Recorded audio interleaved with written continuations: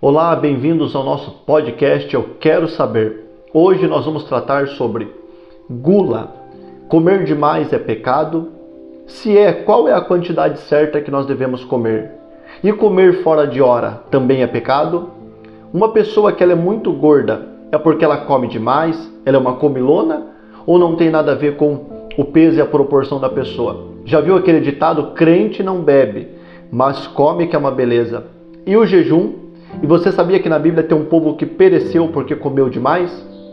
Fica conosco no nosso podcast e todas e outras perguntas nós vamos responder agora. Bem-vindos ao nosso podcast. Peço para você fazer 3C. Curta, comente e compartilhe. Tá bom? Vamos tornar público porque a nossa base é a palavra de Deus. Primeiro, que nós temos um grande problema. Nós falamos que fumar é pecado, beber é pecado, prostituição é pecado, roubo é pecado, inveja é pecado. Só que quando chega na parte de gula, comer demais, nós preferimos pular como se esse não fosse um pecado tão grave. Apesar de comer, qual que é o problema de comer? Só que a Bíblia fala que gula, que comer demais é pecado. O que significa gula na Bíblia? É a palavra glutonaria. A palavra glutonaria é comer acima da necessidade.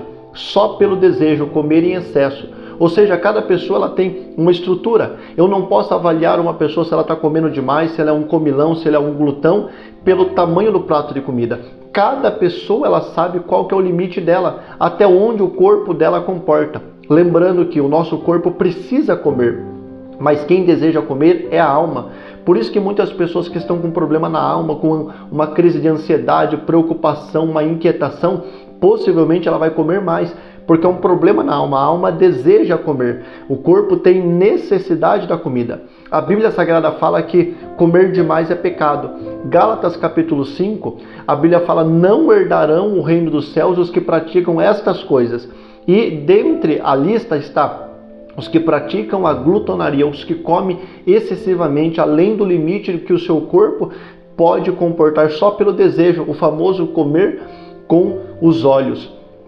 Também a Bíblia Sagrada vai lá e fala que nós podemos fazer da comida uma idolatria. O que é idolatria? Você tirar Deus do centro e fazer de qualquer coisa o objeto, a minha razão de culto, a minha adoração, o meu centro. Tem muitas pessoas que elas valorizam mais a comida, elas fazem de tudo pela comida e não faz nada para servir a Deus. É tão perigoso que a Bíblia fala, Jesus disse: porque a minha volta será como nos dias de Noé. O povo casavam, davam-se em casamento, comiam e bebiam. Aquele comer, Deus deixou alimento. Comer é uma bem-aventurança. Comer é uma dádiva de Deus para o ser humano. Só que quando nós passamos do limite, nós passamos do limite do domínio próprio, aí que entra o perigo, porque comer excessivamente falta domínio próprio. Se falta domínio próprio, é a carne que está reinando. E quando nós fazemos de tudo pela comida, o nosso Deus é a comida, o nosso Deus é o nosso ventre, aquilo pode ser o quê? Uma idolatria. A Bíblia Sagrada diz em Romanos 13:13, não devemos andar em glutonaria. A Bíblia diz em 1 Pedro capítulo 4, versículo 3, que quando nós éramos do mundo, andávamos segundo o desejo do mundo, o desejo da carne, em glutonarias, ou seja, em comilanças. Isso é perigoso. A Bíblia diz em Provérbios 23:2, coloca uma faca na sua garganta se você é homem glutão, se você não consegue controlar o seu desejo de comida. Lembrando que nem sempre comer 2 vezes significa que a pessoa está sendo glutão, ela está pecando pela gula. Não podemos julgar. Exemplo, uma pergunta: aquela pessoa é gorda porque ela come demais? Possivelmente uma pessoa que ela é obesa, ela é muito pesada porque ela come muito. Porém, não significa isso, porque eu creio que você e eu já vimos pessoas que são magras, mas que comem demais, que você olha e fala a famosa frase: para onde vai toda essa comida? Então, não é somente pelo peso e pelo tamanho da pessoa. A gula está em comer acima do que a pessoa pode suportar. Quando ela come acima, ela está perdendo o domínio sobre isso daí. O famoso peixe morre pela boca. Então, é perigoso isso. Então, nós não podemos julgar isso daí. Temos que ter uma alimentação saudável, uma dieta balanceada. Você sabia que a Bíblia diz também que comer fora de hora é uma quebra de princípio. A Bíblia fala de apetite desordenada. Um povo que tem apetite desordenada, que também lá está junto com idolatria, está junto com homicídio, está junto com adultério. Então é tão perigoso quanto. Mas nós falamos, não, quem comete outros pecados que está desobedecendo a Deus. Só que às vezes nós estamos pecando pelo excesso de comer demais ou até beber demais, tá bom?